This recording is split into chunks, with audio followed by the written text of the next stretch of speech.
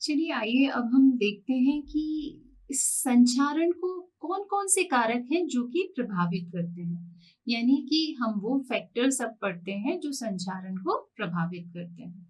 तो वास्तव में संचारण 2 चीज़ों पर निर्भर करता है। एक तो वो धातु जिस पर संचारण हो रहा है, यानी उस धातु की प्रकृति पर, और दूसरा वो एनवायरनमेंट जिसमें कि संचारण हो रहा है, यानी कि उसके एनवायरमेंटल फैक्टर्स पर। तो सबसे पहले हम बात करते हैं धातु की। तो इसमें हम सबसे पहले देखते हैं उसके इलेक्ट्रोड पोटेंशियल को। हम जानते हैं कि जो इलेक्ट्रोकेमिकल सीरीज है उसमें हमने बहुत सारे मेटल्स को उनके रिडक्शन पोटेंशियल के बढ़ते क्रम में अरेंज किया है।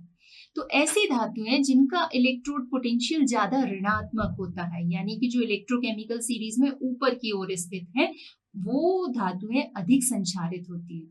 इसका कारण क्या है कि जो धातुएं ऊपर की ओर हैं वो बहुत अधिक सक्रिय होती हैं, बहुत अधिक एक्टिव हैं, इसलिए वो जल्दी ही ऑक्सीजन या वाटर यानी नमी से रिएक्शन करके अपने कंपाउंड में कन्वर्ट हो जाती हैं। तो हम दो मेटल्स हमारे पास हैं और यदि आपके पास उनका इलेक्ट्रोड पोटेंशियल है तो आप बता सकते हैं कि जिस मेटल का इलेक्ट्रोड पोटेंशियल ज्यादा नेगेटिव होगा, यानी जो ऊपर की ओर स्थित होंगी, वो कैसी होंगी, वो ज्यादा संचारित होंगी, और जिसका इलेक्ट्रोड विभव कम होगा, नीचे की ओर होगा, वो कैसी होंगी, कम संचारित होंगी। अब दूसरा, हम धातुओं की भौतिक अवस्था से भी बता सकते हैं कि ये इसमें संचारण ज्यादा होगा कि नहीं, यानी कि संचारण किस पर निर्भर करता है, उसकी फिजिकल स्टेट पर भी निर्भर करता है। ये पाया गया है कि जो कोरोजन की रेट होती है वो धातुओं की भौतिक अवस्था से अत्यधिक प्रभावित होती है।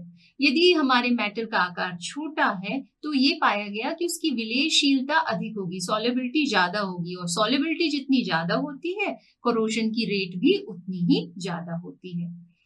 अब तीसरे नंबर पर हम बात करते हैं मेटल की प्योरिटी की, यानी उसकी शुद्धता की। यदि धातु प्योर है तो उसमें करोजन कम होता है, पर यदि उसमें इम्प्योरिटीज मिली हुई है तो वो करोजन को बढ़ा देती है। ऐसा क्यों होता है? वास्तव में जब धातुओं में अशुद्धियां मिल जाती हैं तो उसमें एक विषमांगता यानी हेट्रोजेनिटी उत्पन्न हो जाती है, और इन अशुद्धियों के मिलने से गैल्मिक सेल का फॉर्मेशन हो जाता है।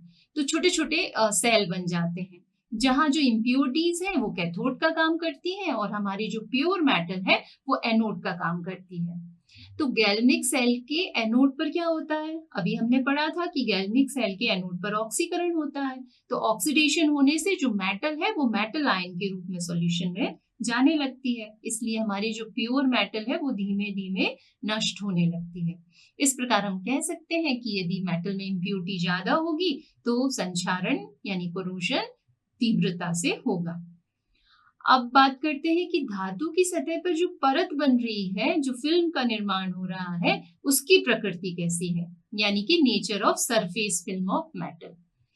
वास्तव में जितनी भी धातुएं हैं वो वायुमंडल की ऑक्सीजन से रिएक्शन करके अपने ऊपर ऑक्साइड की एक लेयर बनाती है, और इस लेयर की कुछ मोटाई होती है जो एंगस्ट्रॉम में होती है।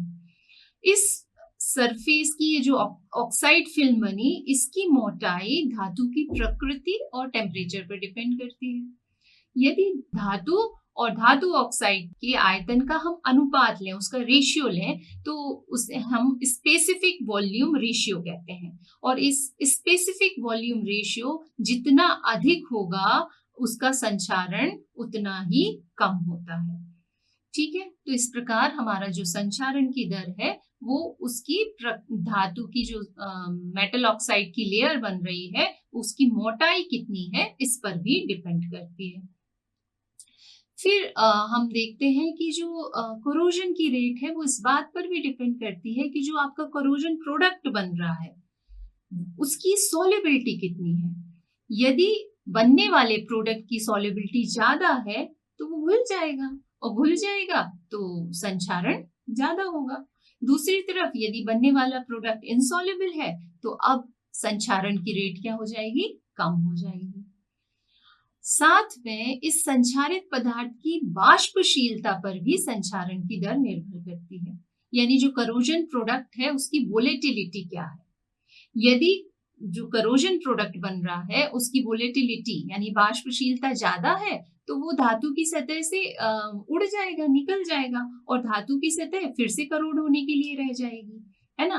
तो जैसे मॉलिब्डेनम का जो ऑक्साइड होता है वो एक वोलेटाइल कंपाउंड है, इसलिए यदि उस पर कोरोजन होता है तो वो बार बार उड़ता जाता है और नई नई लेयर कोरोजन के लिए छोड़ देता है। तो इस तरीके से कोरोजन की रेट क्या हो जाती है, बढ़ जाती है। तो ये तो अभी हमने वो कारक देखे जो कि मेटल की प्रकृति पर डिपेंड करते हैं, मतलब मेटल किस प्रकार की है वो सारे फैक्टर्स हमने यहाँ पर देखे। अब हम देखते हैं इन्वायरमेंटल फैक्टर्स जिन पर कोरोजन की रेट डिपेंड करती है। तो सबसे पहले आता है टेम्परेचर।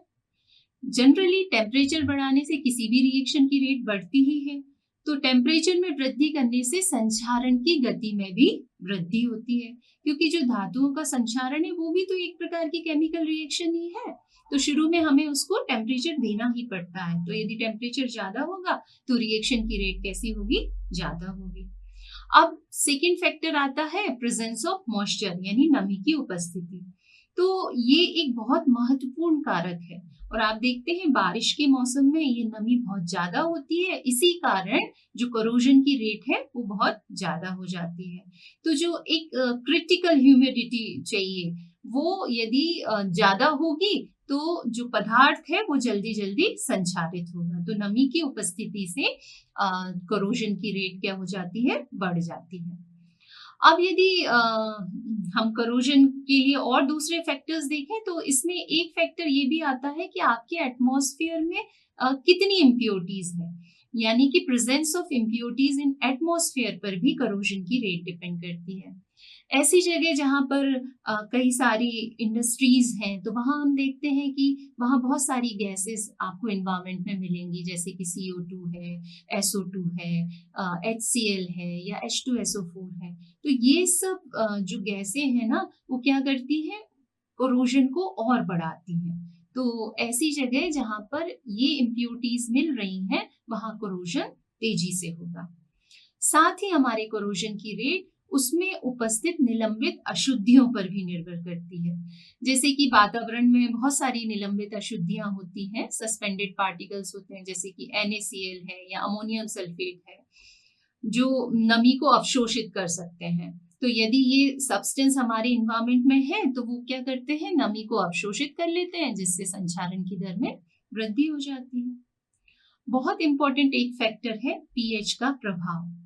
पीएच हम लोग सब लोग जानते हैं, पीएच क्या बताता है, किसी सॉल्यूशन की एसिडिटी या बेसिसिटी को मापने वाला एक फैक्टर है पीएच, जो बताता है कि आपका विलयन अम्लीय है या क्षारीय। तो पीएच का मान जितना कम होता है हम कहते हैं वो उतना अधिक अम्लीय है। तो पीएच के मान में कमी होने पर धातु के संचारण की रेट बढ़ती जाती है, यानी पीएच जितना कम होगा कोरोजन उतना ज्यादा होगा। इसके बाद आता है मीडियम ऑफ कंडक्टेंस यानी माध्यम की चालकता। यदि संचारित माध्यम की विद्युत चालकता अधिक है तो धातु के संचारण की गति में भी वृद्धि होती है, क्योंकि हमने देखा कि संचारण में कई सारे गैल्वेनिक सेल्स बन जाते हैं और इस तरीके से उसकी रेट बढ़ जाती है। साथ ही ऑक्सीजन की कॉन्सेंट्रेशन कहाँ पर ज्यादा है इस पर भी कोरोजन की रेट डिपेंड करती है। धातु के संचारण की गति ऑक्सीजन की उपस्थिति की सांद्रता पर इस तरीके से निर्भर करती है कि यदि ऑक्सीजन की सांद्रता ज्यादा होगी तो वो जगह बन जाती है कैथोड और जहां सांद्रता कम होती है वो जगह बन जाती है एनोड। इस तरीके से सेल का निर्माण हो जाता है और जहां एनोड बना वहां पर आपकी जो मेटल है वो आयन के रूप में सॉल्यूशन में जाने लगती है और कोरोजन की रेट बढ़ जाती है। तो इस तरीके से ये डिफरेंट फैक्टर्स हमने देखे जो हमारे कोरोजन की रेट को प्रभावित करते हैं।